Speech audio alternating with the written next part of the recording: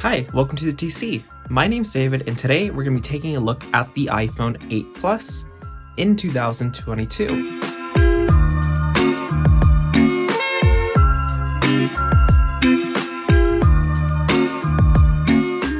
So first, let's take a look at the design of the iPhone 8 Plus. Now, the iPhone 8 Plus has a pretty similar build to the iPhone 7 Plus, the difference being that it now has a glass back. The glass back was introduced in order to include wireless charging with the iPhone 8 Plus. Now, with that glass back, you also get an aluminum rail. With the aluminum rail, it comes in 3 different colors. You can get silver, space gray, and gold. Now, gold was a revision from the gold of the iPhone 7. The gold on the iPhone 8 was more of a pastel-y kind of lighter gold, and I wouldn't really consider it too much of a bling bling gold. So it was a good choice for people who wanted to be more understated while also having a different color. The iPhone 8 Plus would also later introduce the product red version of it, with a black screen and a red side railing and a red back. Now personally, I really like this design, and I'm pretty happy that they also brought it to the iPhone SE too. The iPhone 8 Plus also looks pretty much the same if you compare it to an iPhone 6, at least from the front. The front features the same 5.5-inch display as the iPhone 7, and it's a pretty good display, but it does have pretty thick bezels. Now inside those bezels, you do have the Touch ID sensor on the bottom, as well as the camera on the top and the front-facing speaker, also as the earpiece speaker. The earpiece speaker is a bit larger than on the iPhone 6 and 6S. It's the same kind of size as the iPhone 7 Plus. This is because for the first time with the iPhone 7 Plus, it introduced stereo audio, meaning that audio also came out from the earpiece speaker.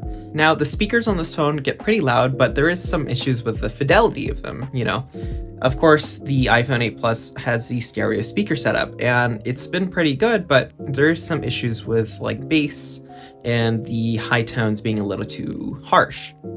Now, of course, that's just because of the age of the phone. It's not really, the newest iPhone that has the best speakers ever. And that's just something you're gonna have to lower your expectations for. However, if you're looking for loudness, the iPhone 8 Plus is pretty loud. And if you compare it to a phone today, the new phone's gonna do a lot better. However, this holds up pretty well. It's got a pretty loud speaker setup, so I don't think that's an issue there. Now, with the Touch ID sensor and the home button is not a physical button. Instead, it is a software button that reacts like a physical button. This means that when you press the button, instead of getting an actual physical click, the phone is mimicking a click by using the vibration motor. The vibration motor allows you to choose 3 different settings, so you can choose how hard of a click that you want it to have. Now, I feel like that this click is actually pretty satisfying, and honestly, when I went back to use an iPhone 6S, I felt like it felt more mechanical, but at the same time, it felt slower. With the iPhone 8 Plus, I'm able to use the home button quicker because I feel more confident that my clicks are being registered faster. Of course, the Touch ID sensor is Touch ID Generation 2, which means that it's pretty accurate and pretty fast. I didn't really have any issues with it, except for when my hand is a little moist or wet. So if you just finished washing your hands and you didn't dry it all the way, you will have some issues with the Touch ID sensor, but even then, the issues were not as commonplace as you might think. With the front-facing camera, it is a 7-megapixel sensor. This is the same sensor that you'd probably be expecting to get on the iPhone 10 at the time. Now, the difference is that you didn't get some of the features that the true depth camera allowed. So like the portrait mode on the front-facing camera, as well as the unlocking with Face ID. Now, of course, you have Touch ID, so you don't really need Face ID. However, portrait mode was a pretty nice thing to have on the iPhone 10. So not having it on the front-facing camera of the iPhone 8 Plus was a bit of a bummer. However, there is some apps that can mimic the iPhone's portrait mode using AI to try to mimic the bokeh effect. With the rear camera, however, you get the actual portrait mode. With the portrait mode on the iPhone 8 Plus, though, it is locked to the telephoto camera. This means that you can only use the 2x lens when you're taking portrait mode photos. That also means that you're also getting an inferior quality lens. So if you try to use portrait mode on the iPhone 8 Plus in a low light scenario, it doesn't really look that great, because the lens on the telephoto lens is only an f2.8. That means that it's not really allowing to let in a lot of light, and there's no OIS, so it's pretty shaky. So on top of the not a lot of light and the shaky lens, of course the photos are going to come out a little more grainy than, you'd be expecting from a flagship today. That being said, though, the iPhone 8 Plus having portrait mode is pretty nice, considering the portrait mode on phones like the iPhone SE2 can only be used on people. So the iPhone 8 Plus can use portrait mode on anything, as long as you're within the amount of space that it needs to register. The iPhone 8 Plus can also record in 4K video, and it's up to 60 frames per second.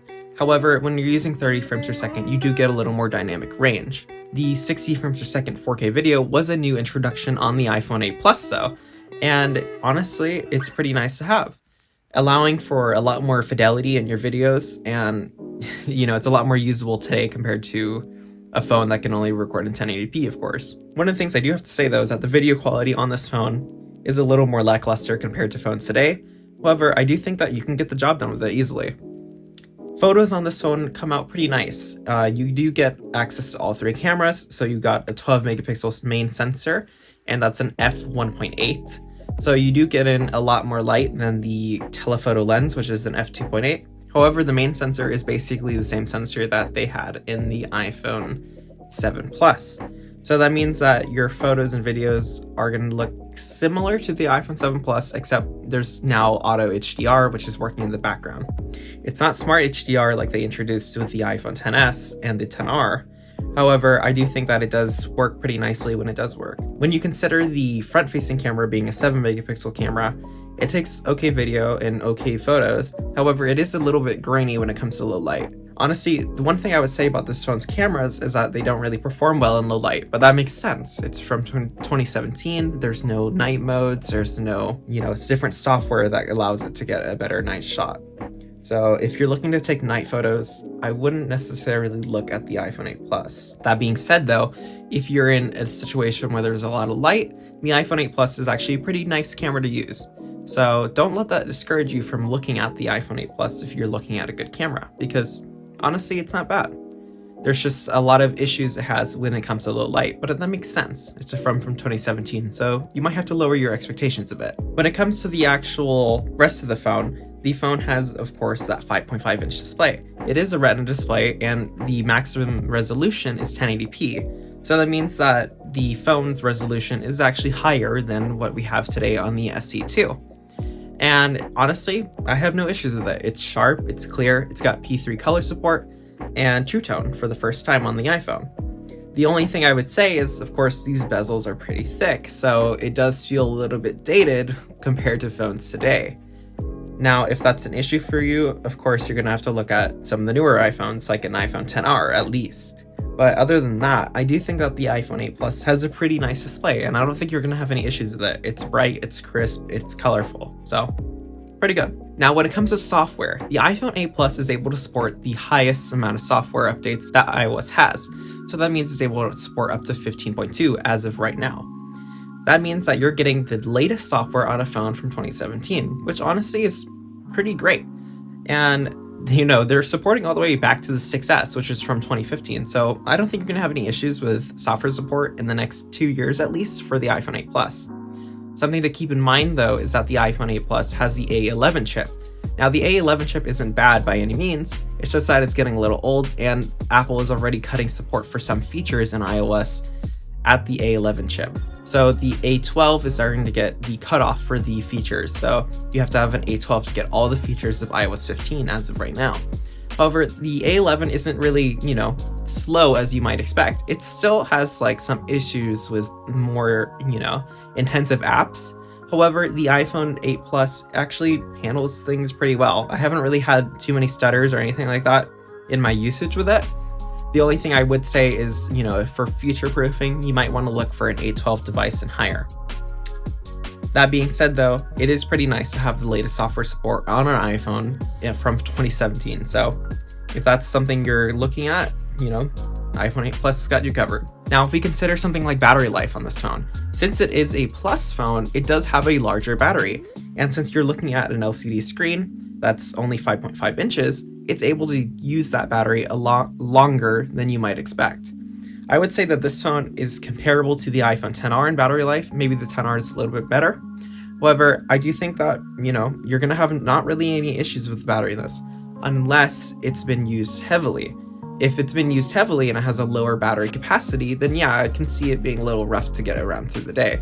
However, when it's high capacity like this one, I've been, having no issues with the battery life at all in this phone. It's been pretty amazing, so I don't think you're gonna have any issues there. One thing to consider about the iPhone 8 Plus 2 compared to the new iPhones is that it was one of the last phones to have 3D touch on it. That means that you're able to press hard on certain elements of the display, like an app, and get shortcuts to whatever the app has. Now, that's something that they got rid of at the iPhone 11. Well, first the XR, but then the 11 series completely cut it off altogether. Now, if 3D touch is important to you, then honestly the iPhone 8 Plus is a pretty good phone for that. I haven't really had any issues with it, and it works really nicely, and it's pretty satisfying to use when you do start using it. Overall, I would say that the iPhone 8 Plus is still worth it in 2022. Although you don't get all the same features of the new phones, and there is some disadvantages with the A11 chip, I do think that the iPhone 8 Plus, I'm about to say iPhone 11 here, is actually pretty usable in 2022. There's a lot of things that I think that most people would want on this phone, and it does it fine. There is some things that I wish it did have, like a better camera. But from 2017, if you think about it, this was pretty good. You got portrait mode, you got 4K video at 60 frames per second, which is the first for the iPhone.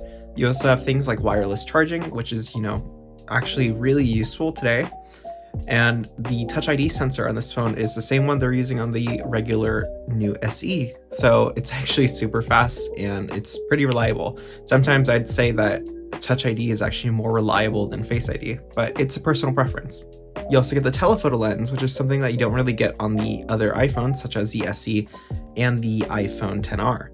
So just having those things on here makes it pretty nice to have, And I think that most people would be fine using the iPhone 8 Plus today if they had to. Now, if you're looking to buy a new iPhone and you need an iPhone right now, the iPhone 8 Plus is kind of aging. And the new SE might be coming around the corner, and we don't know yet what it might look like, but the rumors are that it will look like the iPhone SE2 right now, but with 5G and the new chip. Now, with that in mind, I do think that having a bigger phone is actually really nice because you get the better battery. If you're going to put 5G in a phone that has a small battery, it's going to kill it. So, that's a trade-off you got to make. But the iPhone 8 Plus has a pretty good battery, and it's a big phone, so of course it's going to have a pretty good battery. And with an LCD screen, yeah, it's pretty good. But the aging specs is the thing that worries me, especially with the A11. Although it is pretty quick and I haven't had really too much stuttering, the A11 is now, 4 or 5 years old? So it's going to show its age a little in the more intensive things. And of course, with the software updates, as we've seen, some features are locked to the A12 and higher.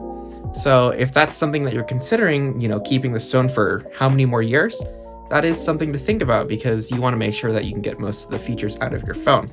That being said, though, the A11 on this phone isn't terribly bad. You get a lot of the same things that you're going to be getting with the other iPhones. And it's not slow either. It's a pretty quick phone. It's from 2017, but, the A11 was already ahead during that time already. So it feels more like a phone from maybe 2018, 2019. So overall, I do think that the iPhone 8 Plus is a pretty great phone. And in 2022, I can see people really actually just getting pretty good use out of this. Let me know what you guys think about the iPhone 8 Plus and the review. Would you consider using an iPhone 8 Plus, or do you use an iPhone 8 Plus right now? If you do, let me know in the comments down below and tell me what your experience is like. Now that's going to be it for today's video. If you liked what you saw, feel free to leave a like down below and subscribe while you're at it. Thanks for watching, and I'll see you in the next video.